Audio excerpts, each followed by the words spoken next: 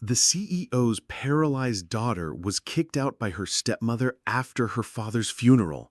But when a single dad rushed in and found her dying in the rain, he discovered a dark secret that would destroy everything.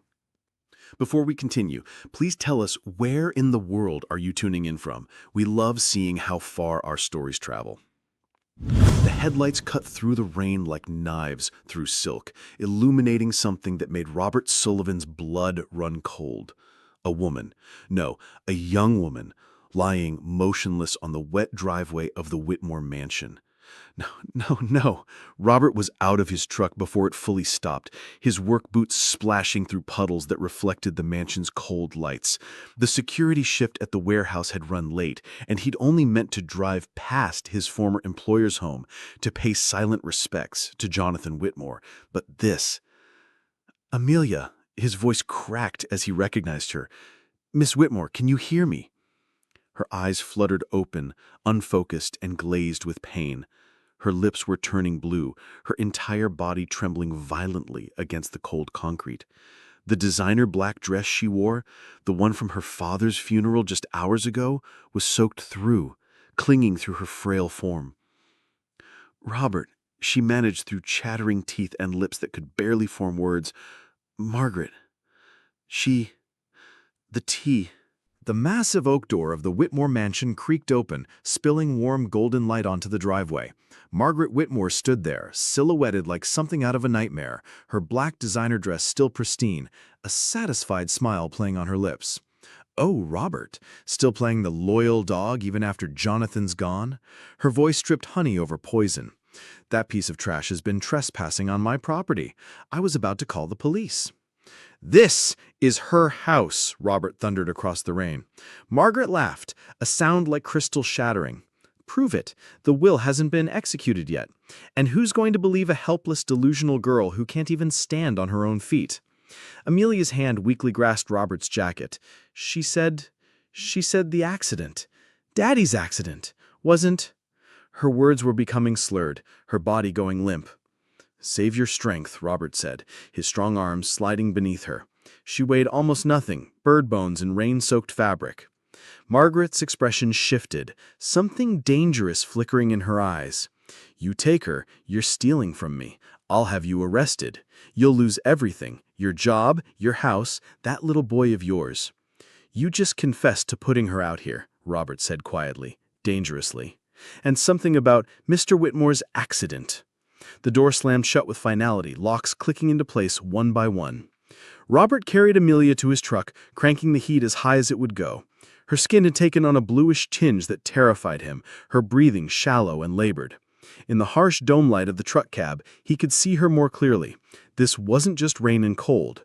Her pupils were dilated. She'd been drugged. "Hospital?" he asked, already knowing the answer. "No," she managed. "Margaret has connections there. She'll have me committed. Please." The drive to Robert's modest two-story colonial took 30 minutes, the longest 30 minutes of his life. Amelia drifted in and out of consciousness, mumbling things that made his blood run colder than the rain outside. The will reading, tonight, Margaret didn't expect. 70% to me. Daddy knew something, changed it 2 weeks ago. 2 weeks ago. Robert's hands tightened on the steering wheel. 2 weeks before Jonathan Whitmore's Bentley had mysteriously lost its brakes on a mountain road. "Daddy's driver. That's what she called you, just the driver. But Daddy said you were the best man he knew, said you understood what mattered." Robert pulled into his driveway, where Mrs. Foster, his elderly neighbor, was already waiting at the door with blankets and towels. He'd called her on the way, his voice urgent but vague. "Oh, you poor dear," Mrs. Foster clucked as Robert carried Amelia inside. "Let me make some hot tea. Proper tea, not whatever poison put you in this state." "Daddy?" A small voice from the stairs made everyone freeze. 6-year-old Noah was standing in his dinosaur pajamas, rubbing sleepy eyes with one small fist. He had Robert's dark hair, but his late mother's green eyes, curious and kind. "Hey, buddy, why are you awake?" "Heard voices." Noah padded down the stairs, then stopped, staring at Amelia with the direct curiosity only children possessed. "Why is the pretty lady all wet? Is she sick?" Robert hesitated, then spoke gently. "She got caught in the rain. This is Miss Amelia. She's going to stay with us for a while, okay?" Noah approached slowly, his little face serious. Then, with the simple acceptance of childhood, he asked, "Does she need Mr. Rex? He helps when I'm scared." Before anyone could answer, Noah had run back upstairs, returning with his favorite stuffed T-Rex. He placed it carefully in Amelia's lap. Mr. Rex is very brave, even though his arms are tiny. Amelia, despite everything, managed a weak smile. Tears finally came, not from pain or fear, but from the pure, uncomplicated kindness of a 6-year-old boy. Once Amelia was warm and dry, wearing clothes Mrs. Foster had brought, she told them everything. But not all at once. The story came in pieces, like a puzzle being assembled in the flickering light of Robert's living room fireplace. "The will reading was at 7, she began, her voice stronger now, with hot soup in her belly. Margaret had been waiting in the foyer like a vulture. She even had Ashley, that's her daughter, already changed out of her funeral clothes. Robert poured himself coffee with hands that still shook slightly. "I never liked how she treated you. Mr. Whitmore used to worry. He worried about a lot of things near the end." Amelia's eyes grew distant. "2 weeks before he died, he called me into his study. He looked afraid. I'd never seen him afraid before." She remembered that conversation now with crystal clarity. Her father, the technology mogul who'd built an empire from nothing, had pulled her close and whispered, "If anything happens to me, don't trust Margaret. I've made arrangements. Robert Sullivan, you remember Robert, my driver? He's a good man. If you need help, go to him." "But I thought he was being paranoid," Amelia continued, tears sliding down her cheeks. "He'd been working too hard, the stress of the new acquisition. I never imagined." "The will reading," Robert prompted gently. "What happened?" "Mr. Brooks, Daddy's lawyer, he announced that Daddy had changed his will 2 weeks before he died. Left me 70% of everything. The company, the patents, the house. Margaret got a monthly allowance for 2 years. Ashley got college tuition only." Mrs. Foster gasped. "No wonder she." "She was calm at first, terrifyingly calm. She said we should have tea to discuss the transition. I was so stupid. I actually thought maybe she was accepting it. The tea tasted bitter, but I thought it was just my anxiety." "She drugged you," Robert said flatly. "Next thing I knew, I was on the driveway, no wheelchair, rain soaking through everything. She stood in the doorway and said—" Amelia's voice broke. "She said the car accident was supposed to look random, that even in death, Daddy managed to ruin everything." The room went silent, except for the rain still pattering against the windows. Robert said, his voice deadly quiet, "She killed him. She killed Mr. Whitmore." Noah had crept back downstairs, drawn by the voices. "Daddy, why is everyone sad?" Robert pulled his son onto his lap. "Sometimes bad things happen to good people, buddy. But we help them, right? That's what we do." "Always," Noah said firmly. Then to Amelia, "Did someone hurt you? Is that why you can't walk?" The innocent question hung in the air.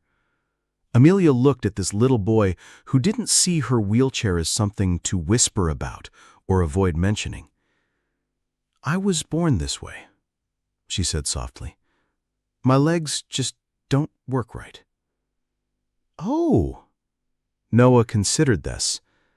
"Like how Mr. Rex's arms don't work right 'cause they're too small? But he's still the kid of dinosaurs." If you're watching this and believe in the power of innocent kindness, hit that subscribe button. Sometimes the smallest hearts hold the biggest love. Robert's mind was working, processing everything with the same careful attention to detail that had made Jonathan's most trusted employee. He had something. Evidence. He returned with a box of maintenance logs and photos. "I kept records of every car in Mr. Whitmore's fleet. Look here. The Bentley's last service was 3 days before the accident. I checked everything myself, including the brake lines. They were perfect. He spread out photos on the coffee table. But I went to the impound lot after the accident. Took these. See these marks? Amelia leaned forward, studying the images. Those aren't wear marks. No. Those are cut marks. Deliberate sabotage. I've been carrying these around, not knowing what to do with them. Your father was my friend, not just my employer.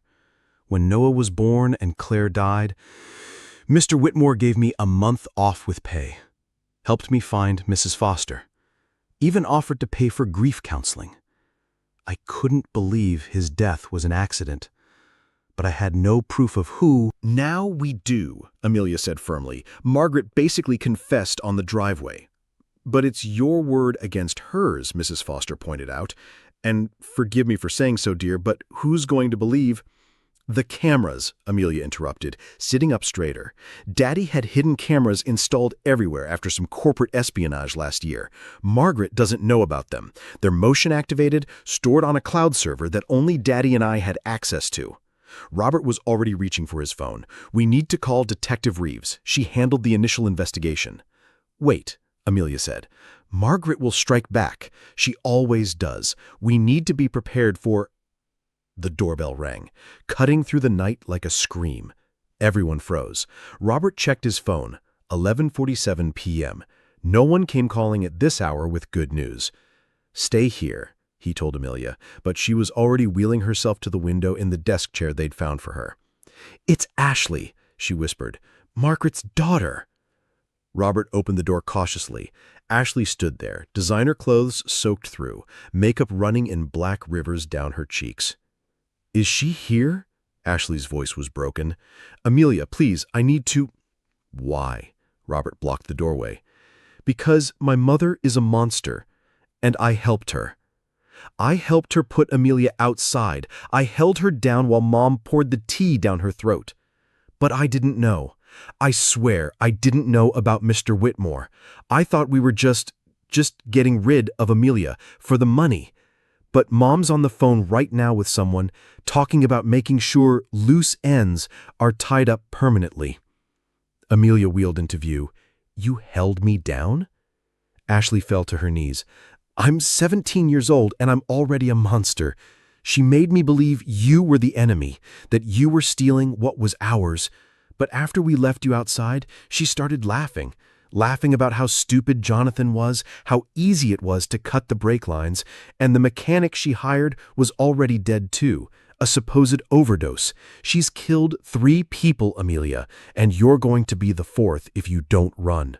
Let her in, Amelia said quietly. Are you for real? Robert protested. Let her in. Ashley stumbled into the warm living room, looking around at the modest surroundings with confusion. This wasn't where she expected to find the heiress to a fortune. Why did you come here? Amelia asked.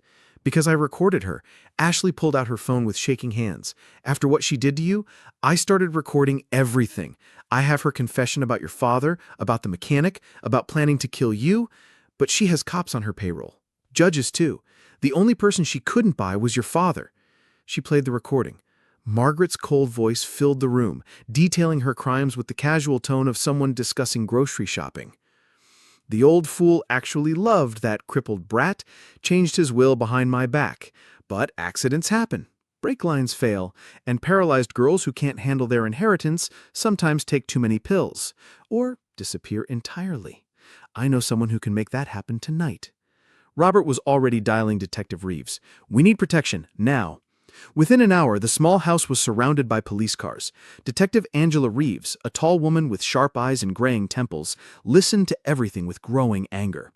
I knew something was off about that accident, but Margaret Whitmore had an alibi, and without evidence... Check the hidden cameras at the mansion. Amelia provided the access codes. Everything will be there. What they found in the next 24 hours shocked even the hardened detective. Video footage of Margaret meeting with a man in the garage, money changing hands, him working on the Bentley, audio recordings from Jonathan's study where Margaret practiced her grieving widow performance in the mirror. And most damningly, clear footage of her drugging Amelia's tea and dumping her on the driveway. But Margaret Whitmore was not going down without a fight. She arrived at Robert's house the next morning with 2 lawyers and a court order. Amelia Whitmore is mentally incompetent, she announced to the police stationed outside. I have a psychiatric evaluation stating she's delusional and a danger to herself. As her legal guardian, I'm taking her into protective custody. The psychiatrist with her, Dr. Brennan, who'd been bought years ago, nodded gravely. The patient shows signs of severe paranoia and false memory syndrome. These accusations are clearly the product of a disturbed mind. You can't do this, Robert stood in the doorway, immovable. I can and I will. Officers, arrest this man for kidnapping. But Detective Reeves stepped forward. Actually, Mrs. Whitmore, you're under arrest for the murder of Jonathan Whitmore, the murder of Keith Chapman, and the attempted murder of Amelia Whitmore. Margaret's composure finally cracked. That little cripple ruined everything. 10 years I played the perfect wife to that insufferable man. 10 years of pretending to care about his pathetic daughter. I earned that money. I earned that life. You earned a life sentence, Detective Reeves said. As the police cars pulled away, Ashley remained behind, standing in the rain like a lost ghost. I have nowhere to go, she said numbly. She was all I had. Amelia looked at the girl who'd helped torture her just days ago. Then she thought about Noah, about innocence, about second chances. There's a youth shelter downtown. They have counseling programs. Real help. You're 17. You can still choose who you want to be. Ashley nodded, tears mixing with rain. I'm going to testify. Everything I know. It won't undo what I did, but it's a start, Amelia said. If this story is touching your heart, share it with someone who needs to hear that even in our darkest moments, kindness can find us. The trial made national headlines. Tech mogul's widow murdered him for fortune, screamed across every news outlet. The evidence was overwhelming. Margaret's accomplice, faced with the death penalty, revealed everything. How Margaret had seduced him, promised him a cut of the inheritance, and provided him with detailed information about Jonathan's routine. Ashley's testimony was the most damaging. She revealed years of psychological manipulation, how her mother had trained her to see Amelia as the enemy, as something less than human because of her disability. She used to say Amelia was a burden, Ashley told the court, her voice hollow. That she was doing Jonathan a favor by giving him a real daughter, me. But the truth was, Mr. Whitmore loved Amelia more than anything. And my mother couldn't stand it. Margaret received life without parole. Ashley, due to her age and cooperation, received probation with mandatory therapy. Throughout the trial, Robert and Noah had been Amelia's constant support. Robert took time off work to drive her to court every day. Noah made her drawings of dinosaurs fighting mean ladies and winning. "You're very brave," Noah told her one evening as they sat together watching a movie. "Braver than anyone I know." "Braver than dinosaurs?" Amelia asked with a smile. "Way braver. Dinosaurs had big teeth and claws. You just have wheels, and you still won." 3 months after the trial ended, Amelia had not only reclaimed her inheritance, but had begun transforming her father's company. She established the Jonathan Whitmore Foundation for Children with Disabilities and their families. "I want to offer you a job," she told Robert one evening as they went over foundation plans. "Head of operations. You've got a business degree you've been hiding, and you understand what families really need. You looked into my background? I have my father's detailed files on everyone. He knew you were taking night classes. He was planning to promote you before—" She trailed off. "I was just a driver," Robert said softly. "No, you were never just anything. You were the man my father trusted, the man who saved my life, the man who's shown me what real family looks like." There was something in her voice, something that made Robert look at her, really look at her. She wasn't the broken girl he'd found in the rain anymore. She was strong, determined, and beautiful in a way that had nothing to do with conventional standards. "Amelia, I'm in love with you," she said simply. "I know it's complicated. I know I'm younger and there are things I can't do. But I love you, and I love Noah, and these past months have been the happiest of my life despite everything." Robert was quiet for so long that Amelia began to wheel herself away. "I understand if you don't—" He caught her chair, turning her to face him. The day I found you in the rain, I thought I was just doing what anyone would do. But every day since then, you've shown me and Noah what courage really looks like. You've filled a space in our lives we didn't even know was empty. Is that your way of saying, I love you too? Noah and I both do. As if summoned by his name, Noah appeared in the doorway. Are you guys being mushy? Mrs. Foster says grown-ups get mushy sometimes. Come here, buddy. Robert pulled his son close. How would you feel if Miss Amelia became part of our family? Like, officially? Noah's face lit up. Really? Forever and ever? If she'll have us, Robert said, looking at Amelia. Forever and ever, Amelia confirmed, tears streaming down her face. 1 year later, the Whitmore mansion had been transformed. What was once a cold, imposing estate was now warm and alive with the sound of Noah's laughter echoing through halls that had been silent for so long. Amelia had insisted on modifications, not just for her wheelchair, but to make the home welcoming for all the families who came through the foundation. The formal dining room, where Margaret had held court, was now a playroom for children with various disabilities. Jonathan's study had become the foundation headquarters. But the biggest change was in the family wing. Noah's dinosaur-themed bedroom was right next to the master suite Amelia and Robert now shared. The walls were covered with his artwork, photos of their new family, and certificates from the foundation's programs. Daddy, Mom, look! Noah ran in one morning, using the title he'd chosen for Amelia himself. I got Student of the Week! I'm so proud of you. We both are, said Robert, kissing Amelia's forehead before ruffling Noah's hair. They'd married 6 months earlier, in a small ceremony in the mansion's garden. Amelia had rolled down the aisle in a wheelchair, decorated with white roses. Noah as the ring bearer, Mrs. Foster crying happy tears in the front row. Even Ashley had attended, slowly rebuilding her life and working as a volunteer at the foundation as part of her healing journey. That evening, as they sat for dinner, Robert cooking his famous spaghetti, while Noah set the table and Amelia reviewed foundation applications, there was a knock at the door. It was Ashley, but not the broken girl from a year ago.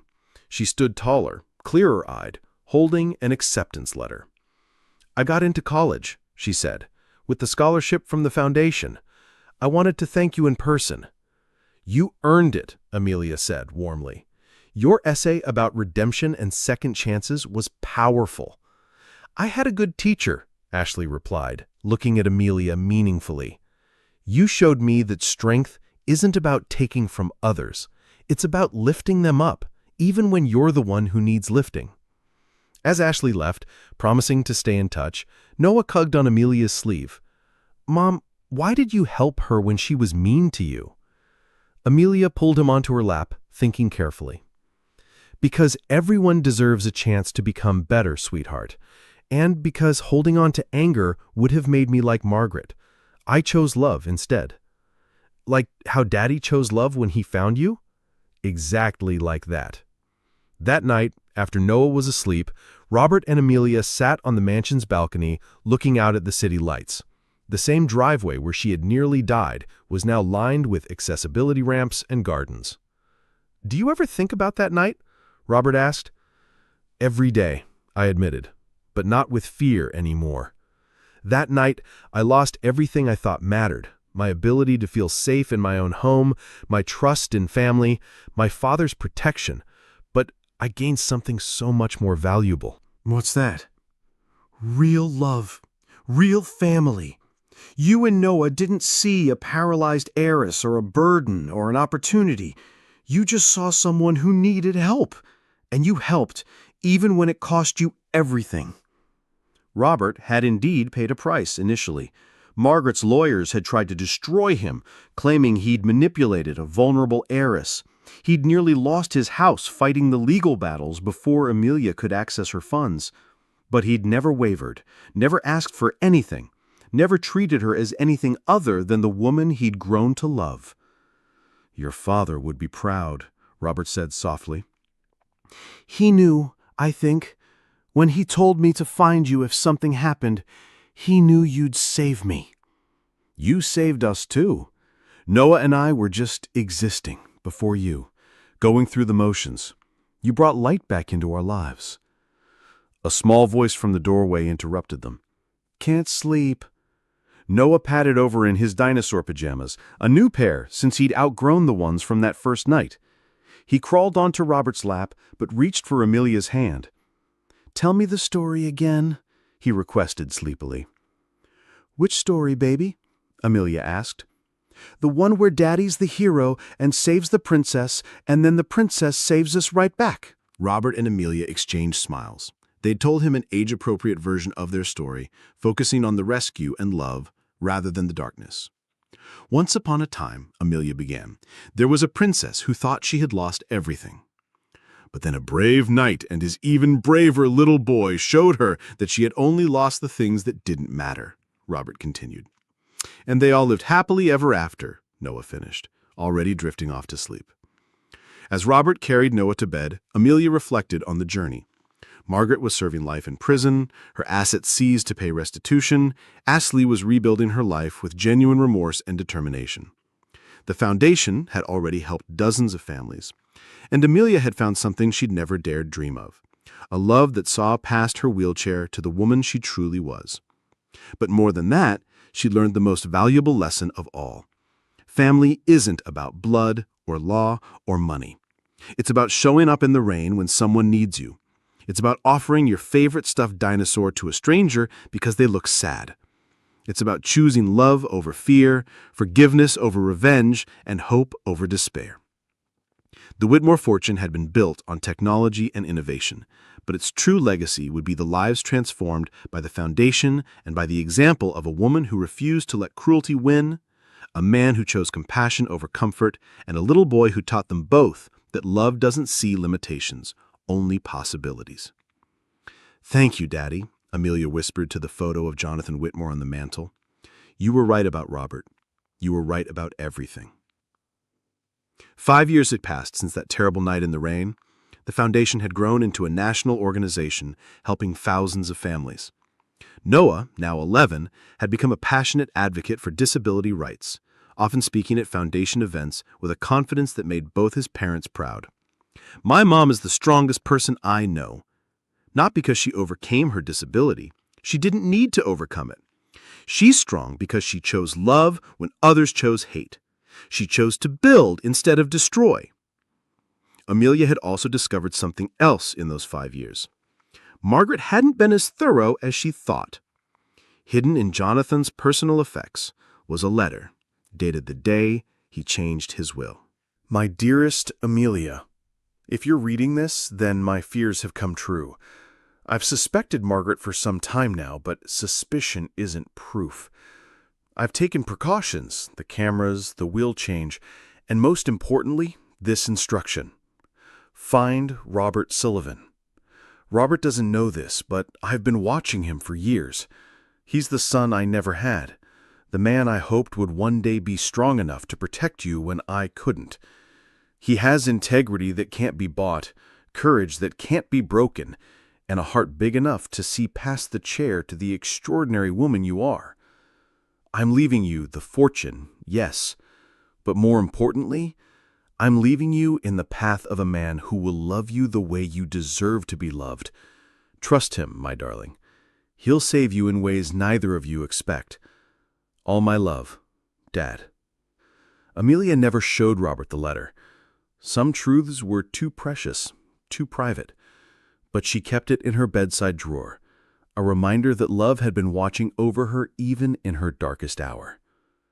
The story could have ended there, with justice served, love found, and a family formed. But life, as Amelia had learned, was never that simple. Ashley, now graduated and working as a counselor for at-risk youth, came to them with news that shocked everyone. "My mother wants to see me. She's dying. Pancreatic cancer. The prison called." "You don't owe her anything," Robert said firmly. "I know," Ashley replied, "but I need to go. Not for her, but for me, to finally close that chapter. Amelia, will you come with me?" It was an impossible request.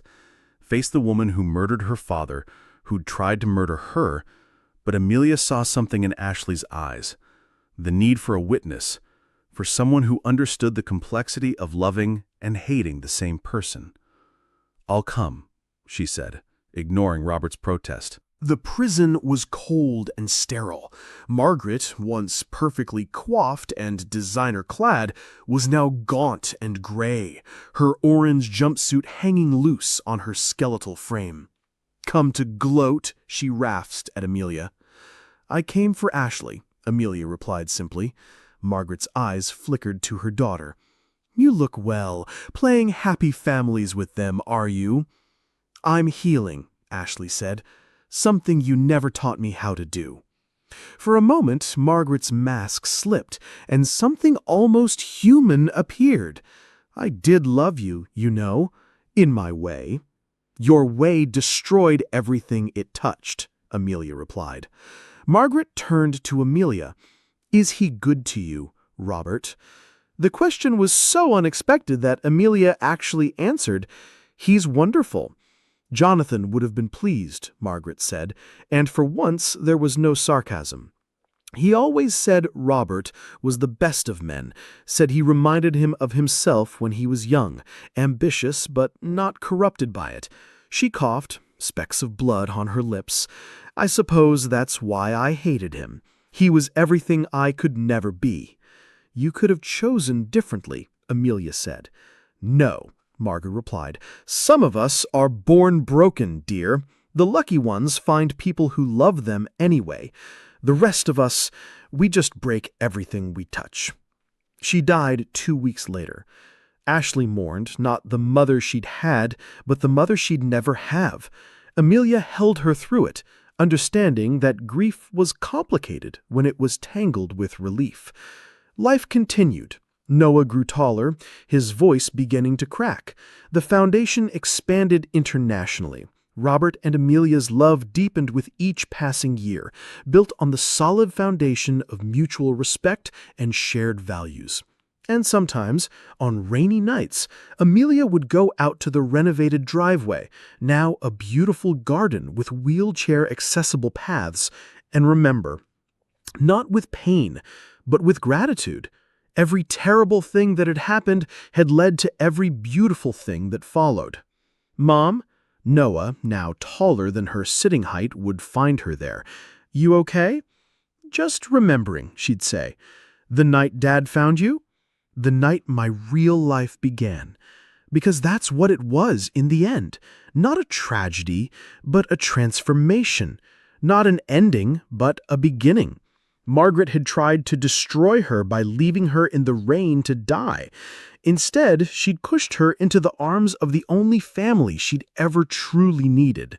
The Whitmore fortune, built on technology and innovation, had become something far more valuable. A legacy of love, redemption, and the revolutionary idea that strength had nothing to do with standing and everything to do with standing up for others. And in a modest room in the mansion-turned-foundation headquarters, a small plaque hung on the wall. Most visitors never noticed it, but those who did were moved by its simple message. Sometimes the worst storms bring us to the best harbors. This foundation is dedicated to everyone who's ever been left in the rain and to the heroes who rush in to carry them home. Below it, 3 signatures: Amelia Whitmore Sullivan, Robert Sullivan, and in careful, childish script that had grown more confident over the years, Noah Sullivan. Family. Chosen, cherished, and unbreakable. If this story touched your heart, please share it with someone who needs to remember that angels sometimes come in pickup trucks, that love doesn't require perfect bodies, and that the best revenge against cruelty is a life lived with extraordinary grace. Don't forget to subscribe to Everbell Stories for more tales that remind us why hope is never misplaced, just sometimes delayed. The camera would pull back from the mansion, now glowing with warm light, filled with the laughter of the many families who found hope within its walls. Where once a paralyzed girl lay dying in the rain, now stood a testament to the power of unconditional love. Because in the end, Margaret had been wrong about everything. Amelia wasn't less than whole. She was the one who made everyone around her complete. And Robert wasn't just a driver. He was the man who drove straight into a storm and emerged with everything that mattered. Love, family, home, forever and ever, just as they had promised.